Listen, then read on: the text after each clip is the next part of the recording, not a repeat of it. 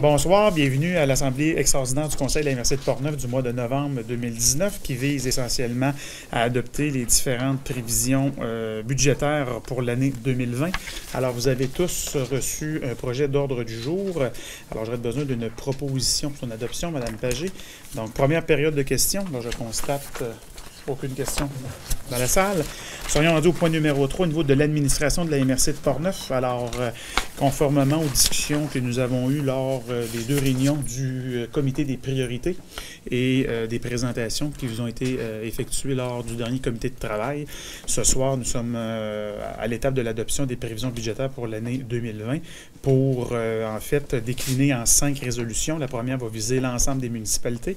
La seconde, celle, évidemment, concernant la gestion des permis. La troisième, concernant le rôle en ligne.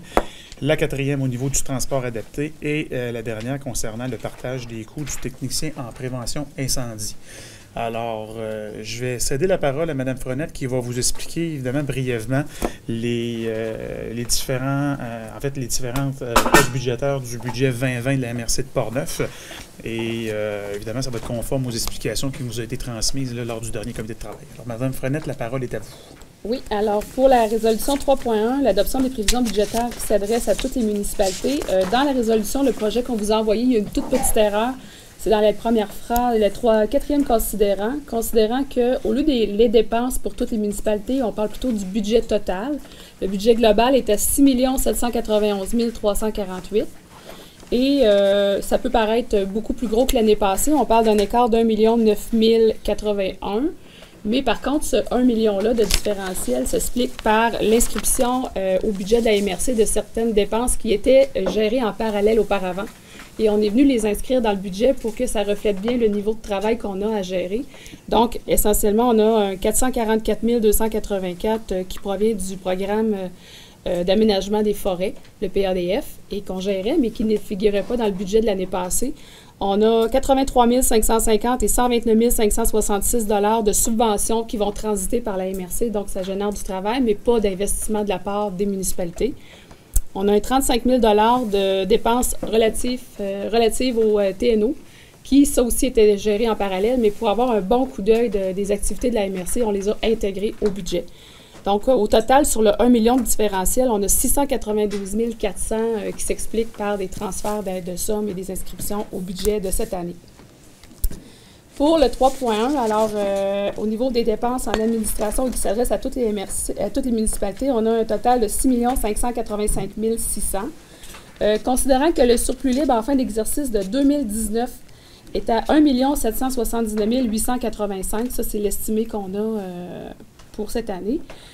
Considérant qu'une appropriation du surplus libre est nécessaire pour boucler le budget 2020 au montant de 560 984, alors ça nous prend une résolution pour adopter l'ensemble des dépenses. Est-ce que vous voulez que j'aille dans le détail des écarts pour chacun des services? Non. Non, absolument. Je pense que c'est l'écart global, en fait, comme vous avez mentionné. Le 1 9 000 $ d'écart entre le budget 2020 et 2019 provient essentiellement de l'intégration dans le budget d'opération des enveloppes que nous avons administrées, qui nous sont versées par le gouvernement du Québec. Pour ce qui est de l'écart, j'appelle résiduel du 300 000 $, comme vous le savez, la majorité de ces dépenses-là concernent des dépenses d'investissement ponctuelles. Donc, malgré que le budget peut y avoir une certaine variation entre 2020 et 2019, il en demeure pour moi qu'on continue d'en mettre dans la même tendance au niveau de l'administration des fonds de la MRC. Donc, vous avez une image qui est de plus en plus fidèle, évidemment, de la réalité des sommes qui transitent via l'administration régionale. En fait, le 300 000, c'est ce qu'on dégageait cette année en surplus d'exercice. Donc, on vient comme réinvestir ce surplus-là pour l'année prochaine. Donc, M. Delisle, vous en faites la proposition. 3.2 maintenant, au niveau de la gestion des permis. Donc, évidemment, ce n'est pas la totalité des municipalités qui sont visées par cette résolution. Donc, les villes ou municipalités suivantes sont interpellées: Cap-Santé, Saint-Gilbert, Lac-Sergent, Saint-Léonard de Portneuf, Rivière-à-Pierre, Saint-Marc-des-Carrières, Saint-Alban, Saint-Raymond, Saint-Casimir, Saint-Uribe, Sainte-Christine d'Auvergne et Saint-Ubald. Donc, ils se partagent, en fait, c'est une dépense 16 958 $ à l'ensemble de ces municipalités. Donc, M. Lépine, vous en faites la proposition. 3.3 au niveau du rôle en ligne. Donc, évidemment, on a les municipalités suivantes qui sont visées par la petite résolution. Cap-Santé, Deschambault-Grondines, Donnacona, Lac-Sergent, Neuville, Pont-Rouge, Rivière-à-Pierre, Saint-Alban, Saint-Basile, Saint-Casimir, Sainte-Christine d'Auvergne, Saint-Gilbert, Saint-Léonard-de-Portneuf, Saint-Marc-des-Carrières, Saint-Raymond, Saint-Uribe, Saint-Tubal et les TNO pour une dépense globale de 5 486 $ qu'ils doivent se partager. Monsieur Léveillé, en fait la proposition. 3.4 au niveau du transport adapté, donc une enveloppe globale de 104 701 $ qui est répartie entre Cap-Santé, Deschambault-Grondines, Donnacona, Neuville, Pont-Rouge, Portneuf, Saint-Alban, Saint-Basile, Saint-Casimir, Sainte-Christine d'Auvergne, Saint-Gilbert, Saint-Marc-des-Carrières, Saint-Raymond, Saint-Uribe et Saint-Tubalde. Monsieur Gignac, en fait la proposition. Et finalement, 3.5 au niveau du technicien en prévention incendie, communément appelé le TPI. Alors, c'est une répartition de la dépense entre les 5 municipalités. Il y en a même 6. Ouais. Alors, Deschambault-Grondines, Rivière-à-Pierre, Saint-Alban, Saint-Basile, Sainte-Christine d'Auvergne, uniquement? Oui. Non, Portneuf est plus là. Alors, c'est 5 municipalités qui se partagent l'enveloppe. 78 603. Madame Mapp, en fait, la proposition. Donc, ça complète l'adoption des différentes résolutions. Deuxième période de... Oui? Donnacona n'est pas embarqué? Pas encore. On n'a pas eu... C'est pas final. C'est ça, c'est pas final. Fait qu'on adopte le budget comme il est là, mais on va sûrement les intégrer dans les prochaines semaines. Excusez-moi. On suivait. C'est bien. Seconde période de questions concernant le budget. Alors, j'aurais besoin d'une proposition pour lever l'Assemblée. Monsieur Langlais. Alors, rebonsoir. Bienvenue à la séance régulière maintenant du Conseil de la MRC de Portneuf du mois de novembre 2019. Vous avez tous reçu vendredi dernier via email le cahier du participant ainsi que les documents et résolutions projets joints. Alors, j'aurais besoin d'une proposition pour adopter l'ordre du jour. Monsieur Franqueur. Au niveau du point numéro 2, au niveau de l'adoption du procès-verbal, en fait, on souhaite une résolution de votre part pour corriger le procès-verbal au niveau de la résolution 244-10-2019 concernant le montant octroyé au Festival de la banquise qui est de 5 000 $ et non de 5 500 $ tel qu'il apparaissait dans la résolution. Alors, désolé, M. Alain. Monsieur Dion, vous en faites la proposition. Point numéro 3, première période de questions. Pas de questions dans la salle. On se rendu au point numéro 4 au niveau de l'administration de la MRC de Portneuf. 4.1 au niveau de la liste des déboursés du 28 septembre au 1er novembre 2019. Chers collègues, est-ce que vous avez des questions, commentaires concernant les déboursés? À défaut, j'aurai besoin d'une proposition pour en faire l'adoption. Monsieur Langlais. 4.2, nomination du préfet et du préfet suppléant. Alors, Mme Frenette, je vous cède la parole. Oui, alors on est à l'étape cruciale aux 2 ans de nommer notre préfet. Alors, pour le poste de préfet, la personne qui s'est portée volontaire, c'est M. Bernard Gaudreault. Aucune autre personne n'a manifesté d'intérêt. Alors, je vous redemande, est-ce qu'il y a quelqu'un qui a un intérêt à devenir préfet pour les 2 prochaines années?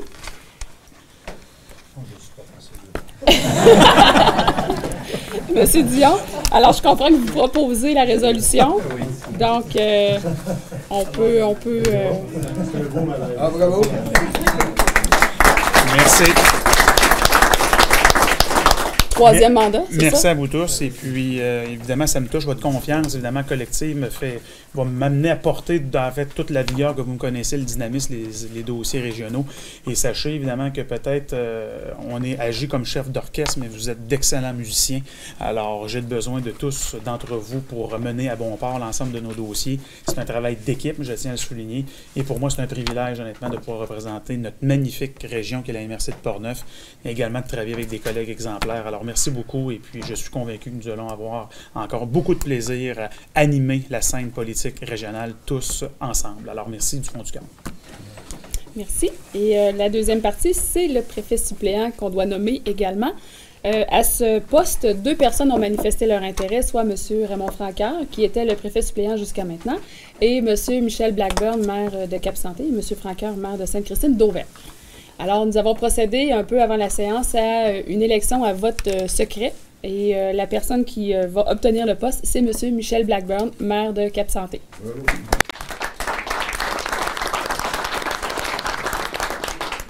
Ça me prendrait quand même un proposeur pour la résolution pour nommer Monsieur Léveillé.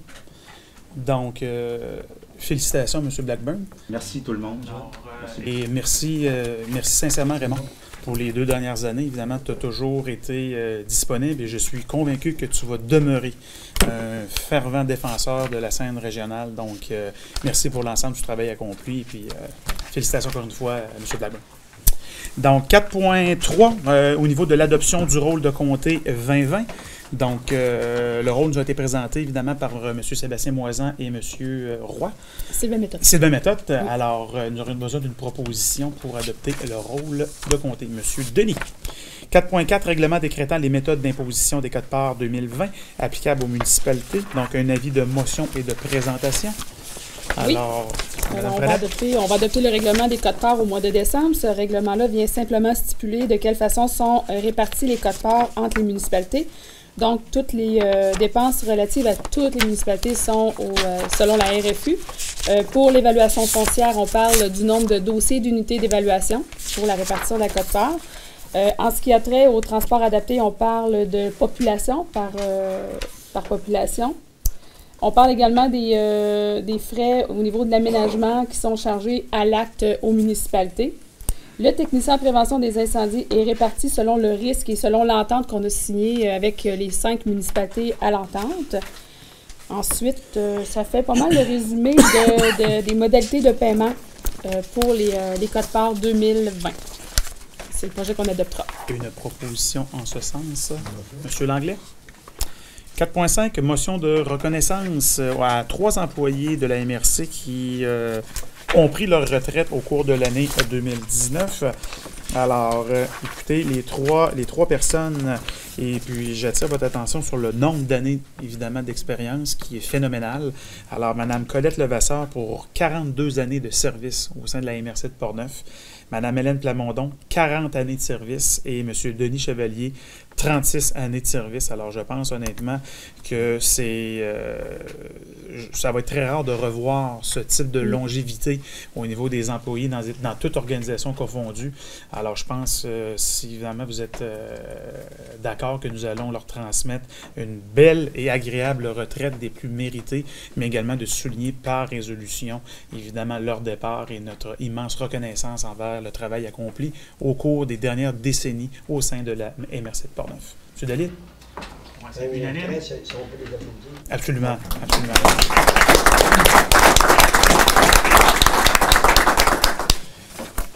Alors, 4.6, une demande de retraite progressive concernant l'employé numéro 1504. Je n'aime pas évidemment les nommer par numéro, mais on est obligé, finalement, au niveau de la confidentialité. Alors, évidemment, conformément à la convention collective, nos employés peuvent se prévaloir d'une retraite progressive si telle est leur demande. C'est un monsieur qui a aussi 36 ans de service derrière la cravate déjà, donc retraite progressive bien méritée. Donc, évidemment, c'est d'autoriser Mme Frenette, évidemment, à signer les ententes nécessaires en ce sens. Monsieur Alain? 4.7, réseau local de services RLS de Portneuf, nomination de représentants de la MRC. Alors, en fait, ça fait suite à la présentation que nous avions eue du CIUS de la capitale nationale, suivant laquelle le CIUS souhaite déployer une structure consultative qu'on peut communément appeler RLS, qui vise évidemment à identifier, discuter d'enjeux, que ce soit au niveau d'intégration sociale, de problématiques de santé mentale et même de naissance au niveau de la capitale nationale. Et la région de Portneuf, à l'instar des autres MRC, a la possibilité de siéger à cette table de concertation. Donc, ce qui vous est proposé, c'est de nommer nos collègues M. Mario Alain et Daniel Dion à titre de représentants de la MRC et de prévoir à titre de représentants substituts M. Langlais et Léveillé également sur le RLS. Madame Saint-Laurent, vous en faites la proposition. Et je sais qu'il y a une rencontre qui est prévue au mois de janvier 2020 ici au bureau de la MRC. Oui. 4.8, facturation de la ville de Portneuf concernant les honoraires de formation en désincarcération, autorisation de paiement. Donc, c'est un montant de 22 293,53 $. Donc, évidemment, qui est conforme à l'entente intermunicipale. Oui, en fait, c'est que la MRC est responsable de la formation pour les pinces de désincarcération. Donc, c'était prévu au budget 2019 et ça a permis de former 13 pompiers. M. Blackburn, vous en faites la proposition. Au niveau des territoires non organisés, donc remplacement du représentant de la ZEC de la Rivière-Blanche au sein du comité consultatif d'urbanisme des TNO de la MRC de Portneuf. Donc, nous vous proposons de nommer M. Michel Sanschagrin à titre de représentant de la ZEC au sein de ce comité consultatif. Une proposition en ce sens, Mme Pagé. 5.2, adoption des prévisions budgétaires et quote-part 2020 de la Régie régionale des matières résiduelles. Alors, évidemment, on agit comme conseil municipal des territoires non organisés. Donc, la quote-part au niveau de la gestion s'élève à 20 250 $ et 41 sous. Donc, j'aurais besoin d'une proposition pour entériner le budget. Monsieur Franqueur. Service de l'aménagement du territoire et de l'urbanisme. Alors, 4 certificats de conformité au schéma. Monsieur Lessard. Oui. Donc, le premier règlement qui vous est présenté, c'est un règlement concernant les ententes relatives à des travaux municipaux adoptés par la ville de Pont-Rouge. Donc, le schéma d'aménagement ne contient pas de modalités particulières à ce sujet-là. Donc, c'est un règlement qui s'avère conforme aux exigences du schéma d'aménagement. Le deuxième règlement, c'est une modification au règlement de zonage de la municipalité de Rivière-à-Pierre. En fait, le règlement adopté vise à permettre la location de chalets et de résidences unifamiliales à des fins touristiques dans différentes zones du territoire de la municipalité et selon certaines mesures d'encadrement. Donc, le règlement adopté ne contrevient pas aux exigences du schéma d'aménagement. Le troisième règlement concerne une modification au règlement de zonage de la municipalité de Saint-Casimir. En fait, le règlement adopté est en concordance avec une modification qui a été apportée au schéma d'aménagement concernant les bâtiments agricoles désaffectés et les services complémentaires aux activités agricoles et forestières. Donc, c'est évidemment, et le règlement contient intègre toutes les exigences qui avaient été intégrées au schéma d'aménagement, donc ça s'avère conforme aux exigences du schéma. Et le quatrième règlement, c'est une modification au règlement de zonage de la municipalité de Saint-Hubert. Le règlement vise à revoir la notion de quai privé et fait disparaître l'exigence qu'un quai soit aménagé en complément d'un usage résidentiel. Donc, ça ne pose pas de problème de conformité au schéma d'aménagement.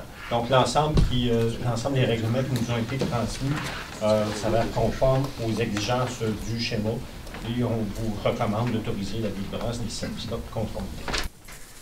Une proposition en ce sens? M. Franqueur.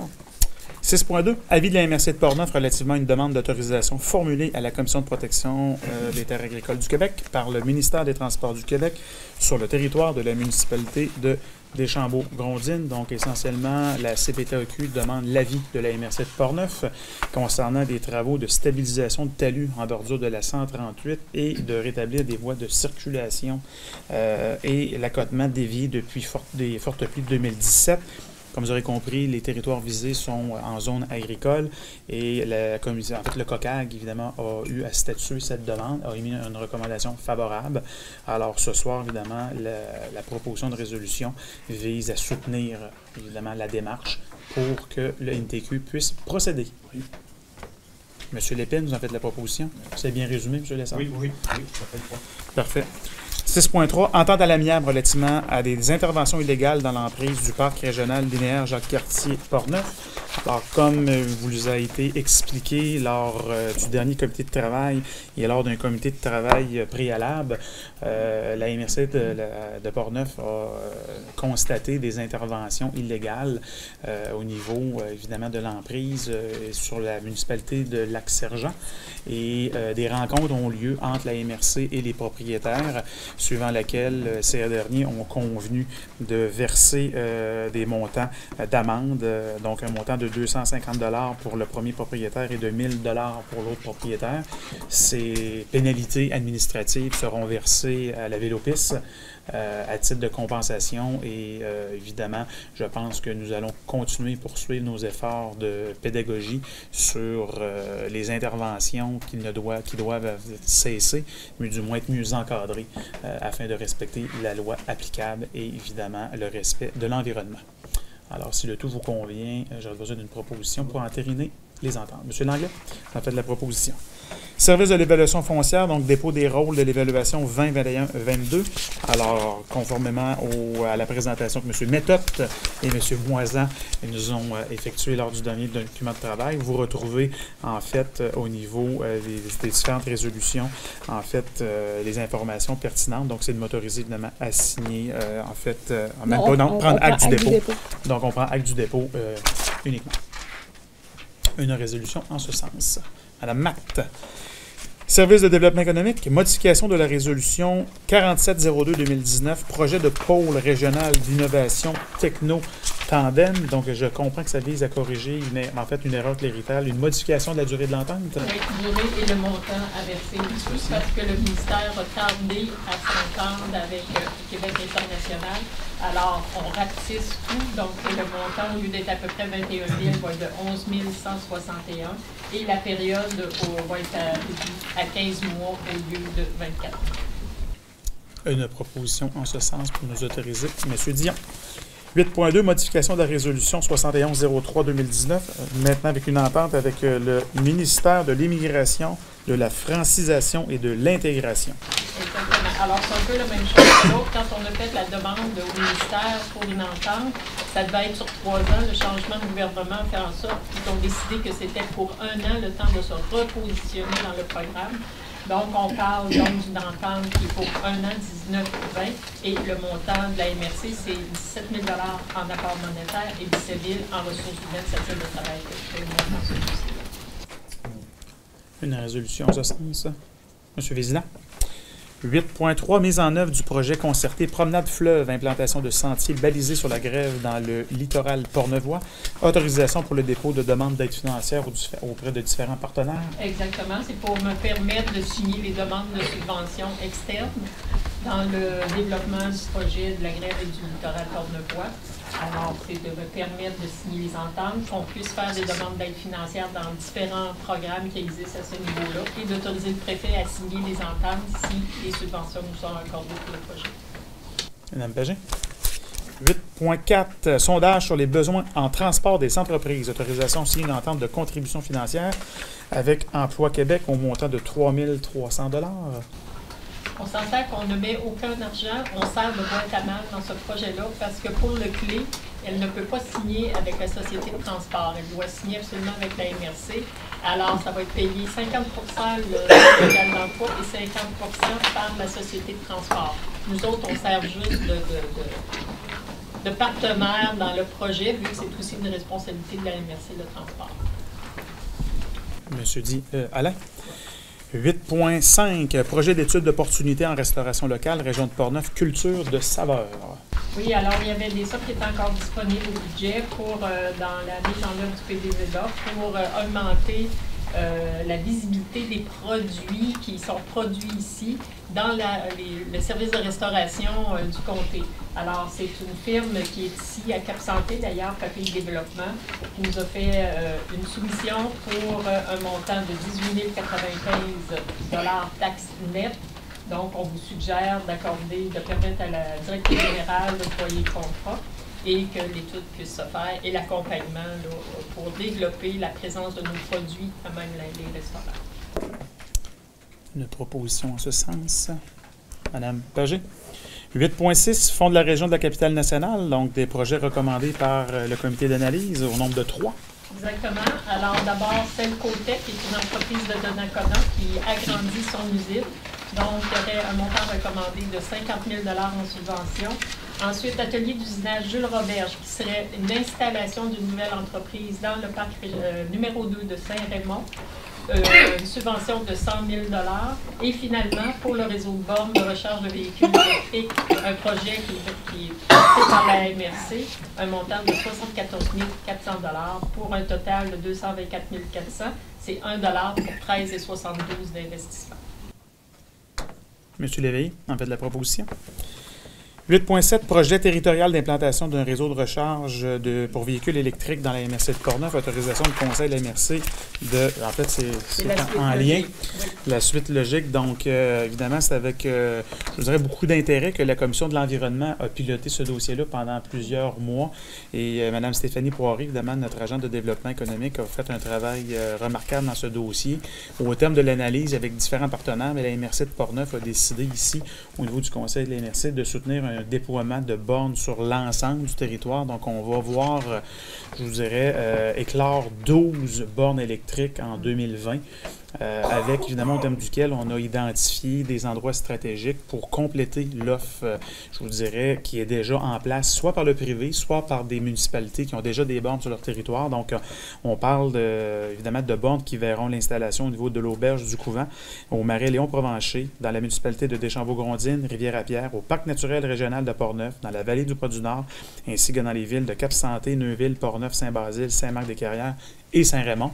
Donc, je pourrais vous dire, évidemment, en toute humilité, que c'est un pas de géant que nous faisons comme organisation avec un vaste territoire, de voir un déploiement, je vous dirais, structuré sur la base territoriale. Mais je pense que c'est un beau message que nous envoyons, évidemment, aux gens qui ont une grande sensibilité au niveau, évidemment, du développement durable, mais également vont pouvoir venir parcourir et sillonner notre territoire en ayant, évidemment, des installations pour, évidemment, refaire le plein d'électricité au niveau de leurs véhicules électriques. Donc, vous aurez, évidemment, une présentation peut-être plus précise en 2020 lorsqu'on pourra avoir identifié avec, évidemment, les partenaires, les annonces publiques. Alors, j'aurais besoin d'une proposition pour assurer que la MRC coordonne l'ensemble du déploiement de ce projet avec les différents partenaires. Monsieur Tessier, faites la proposition. 8.8, comité d'investissement commun, adoption de projets recommandés. Oui, alors, hier matin, on a eu une rencontre du comité d'investissement commun. Alors, il y a eu 5 dossiers qui ont été présentés. Donc, pour ESG Construction, démarrage d'entreprise d'un montant de 1 375 $ pour l'achat d'équipements. Ensuite, Fibrotech Innovation, 3 450 $, volet 5, c'est pour une étude en planification stratégique. Ensuite, la ferme Ramco, 7 000 $ pour expansion de l'entreprise en lien avec le bien-être animal. Finalement, l'érablière du lac Pioui, si je ne me trompe pas, 7 000 $ pour un cas de relève et acquisition d'une deuxième érablière. Et finalement, un prêt de 15 000 $ dans le FLI pour le fonds de roulement d'une entreprise. Une proposition pour ces projets. Monsieur Bédard. 9.1, Opération Nez Rouge, demande de participation financière. Alors, la MRC de Portneuf est un partenaire récurrent de ces opérations qui ont en fait des bien-être pour l'ensemble de la région, mais également de ses citoyens. Donc, le montant recommandé de 500 $. Et cette année, l'opération Nez Rouge va être supervisée par l'organisme Arc-en-Ciel pour, évidemment, la coordination, donc, qui sont basés à Donnacona. Donc, je vous invite tous et toutes, pour ceux et celles qui désireront, évidemment, prolonger leur activité sociale du temps des fêtes ou, évidemment, de réseautage, à faire appel au service d'opération Nez Rouge, service sécuritaire, et qui va, évidemment, servir de financement pour un organisme régional. Madame Saint-Laurent, vous en faites la proposition. 9.2, Tourisme Saint-Raymond. Alors, participation financière au projet Kilomètre Zéro. Donc, une demande, évidemment, qui était inscrite au budget. Donc, c'est un montant de 5 000 $ que nous proposons de verser à Tourisme Saint-Raymond comme participation financière dans ce projet important pour la région, évidemment, de Saint-Raymond, mais également les municipalités avoisinantes. Une proposition en ce sens. Monsieur Blackburn. 9.3, Association des proches aidants de la capitale nationale au niveau du comité régional de Portneuf. Donc, demande de participation financière pour les activités de l'organisme. Alors, au montant de 100 $.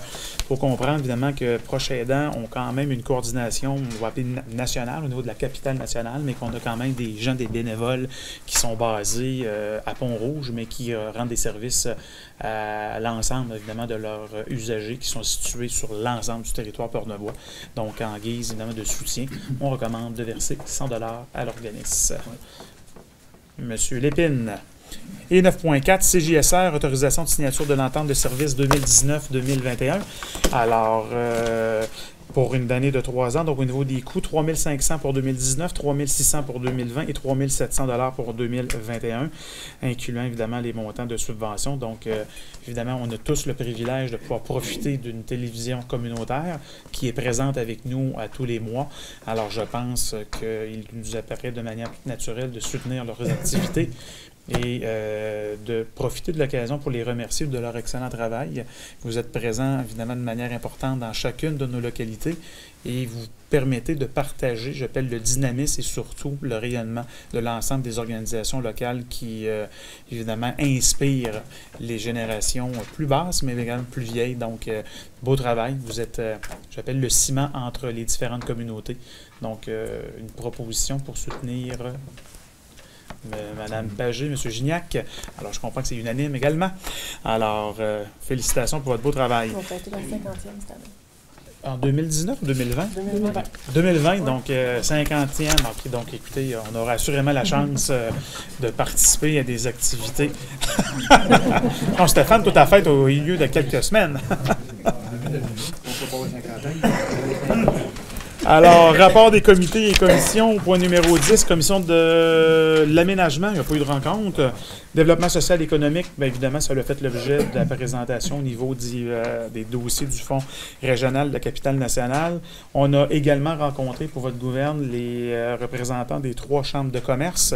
Alors, c'est un dossier que je vous partage depuis plusieurs mois. On a eu d'excellents échanges, d'excellentes, je vous dirais, collaborations entre les différents partenaires et on devrait, à toute fin pratique, être en mesure, je vous dirais, de dévoiler certains engagements au début de l'année 2020. Alors, on va laisser l'ensemble des organisations pouvoir présenter certaines orientations au niveau de leur conseil d'administration respectif. Et en 2020, évidemment, lors du prochain comité de travail de janvier, on aura la chance de vous partager leur position définitive. Sauf que pour le moment, je pourrais vous s'assurer de l'excellente collaboration des différents administrateurs des 3 chambres vers, je vous dirais, une vision très régionale de nos futures actions. Félicitations. Commission de l'environnement, il n'y a pas eu de rencontre, Jean? Non.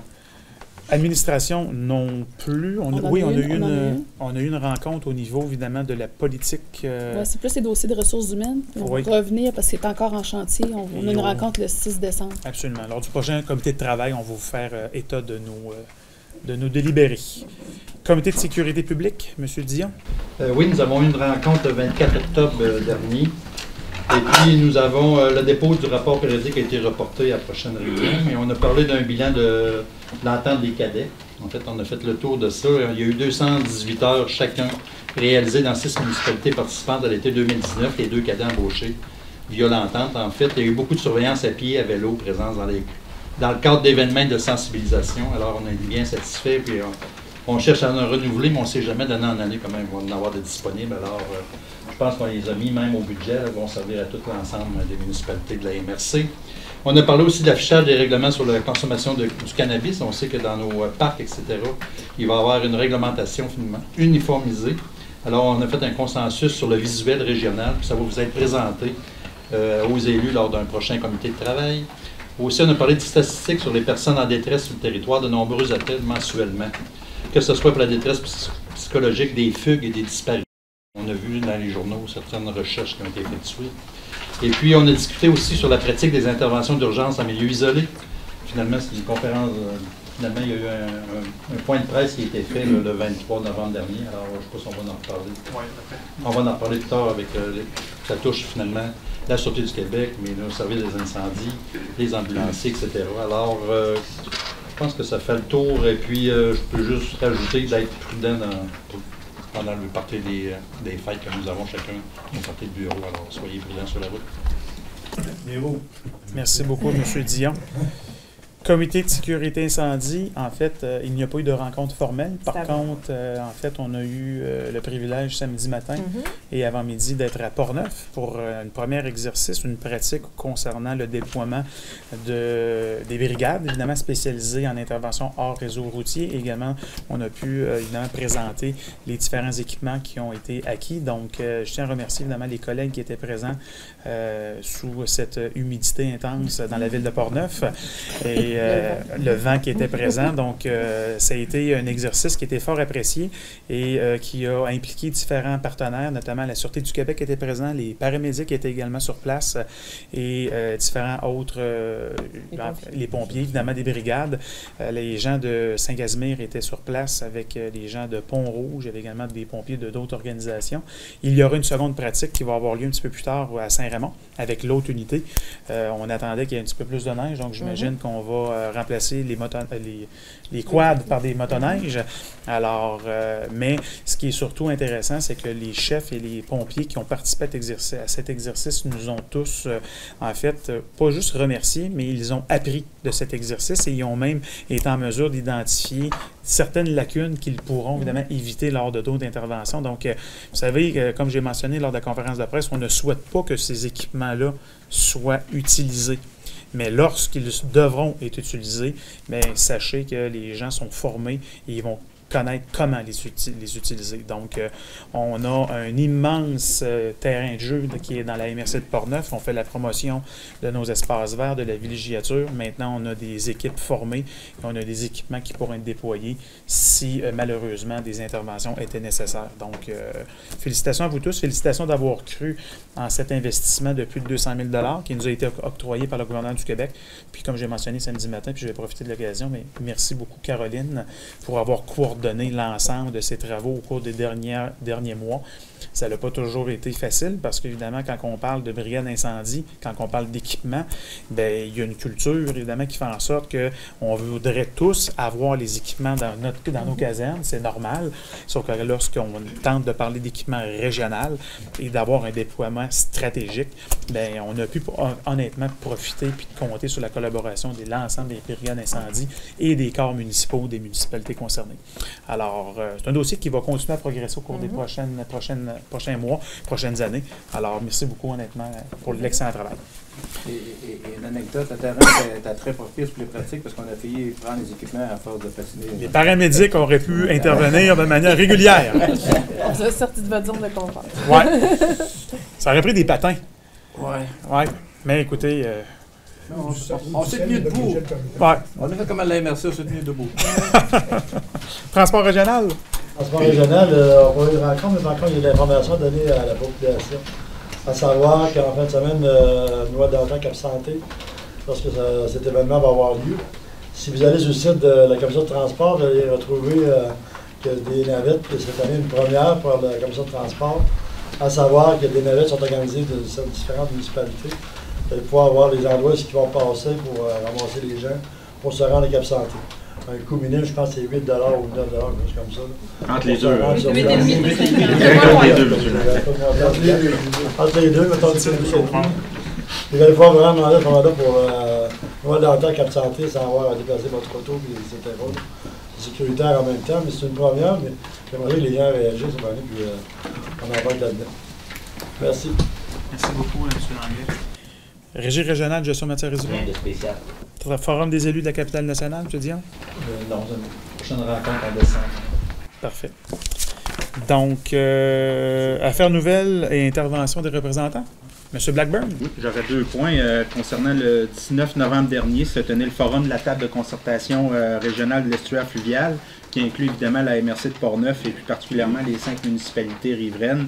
Alors, dans des exercices précédents, il avait été identifié 80 priorités entre Lobinière et Portneuf. Et puis, au cours du forum, on devait en identifier 15.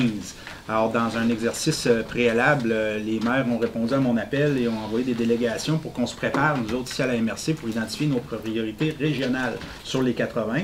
On avait identifié 20 ici localement.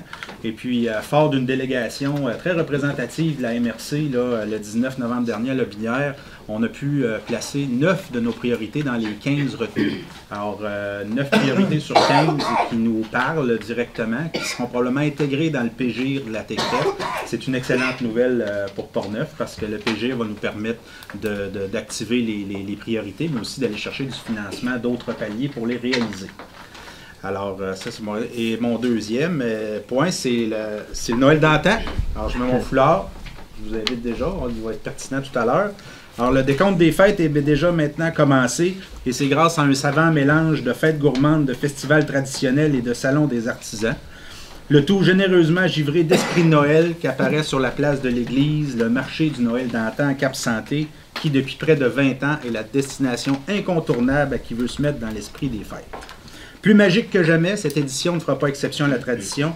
Les 70 artisans, l'exposition exclusive des crèches du monde qui nous vient de la bibliothèque Gabriel Roy de Québec, la présence de Normand Legault et Donald Dubuc qui animeront nos cœurs et nos corps par la gigue, la danse et les contes, le concert de chants classiques de Noël à l'église, la présence des filles du roi et évidemment la célèbre criée du dimanche où vous pouvez vous doter de biens de consommation offerts par les artisans à des prix surprenamment modiques.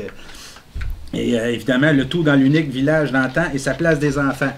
Plus accessible que jamais également, comme le disait le maire de Pont-Rouge, j'invite la population à profiter des navettes de la Corporation de transport de Portneuf qui sillonneront nos municipalités avec comme seule destination le marché du Noël d'antan à Cap-Santé. Pour tous les détails de ces navettes, je vous invite donc à communiquer avec la Corporation directement pour réserver vos places.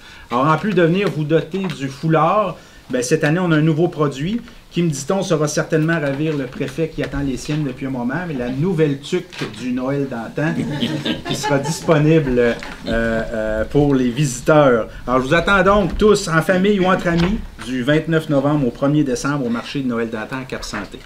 Merci. Merci, Michel. D'autres interventions? Alors, je vous invite toutes et tous à participer à cette belle activité du Noël d'antan. Sans reprendre les propos de M. Blackburn, j'ai la chance d'y participer depuis plusieurs années et puis c'est vraiment un vrai marché de Noël, un beau marché de Noël et puis on a la chance de pouvoir partager avec les artistes, les artisans, les producteurs locaux qui sont sur place, qui nous partagent leur passion. Alors honnêtement, c'est un rendez-vous à ne pas manquer. Alors, deuxième période de questions. Par les questions, donc évidemment, je vous invite à notre prochaine rencontre qui aura lieu le 11 décembre dernier pour un comité de travail suivi d'une assemblée. Prochain, excusez-moi. 11 décembre.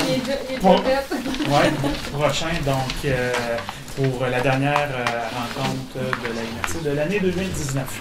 Alors, je vais donner une proposition pour lever l'Assemblée. Madame Saint-Laurent. Alors, bonne fin de soirée à vous tous.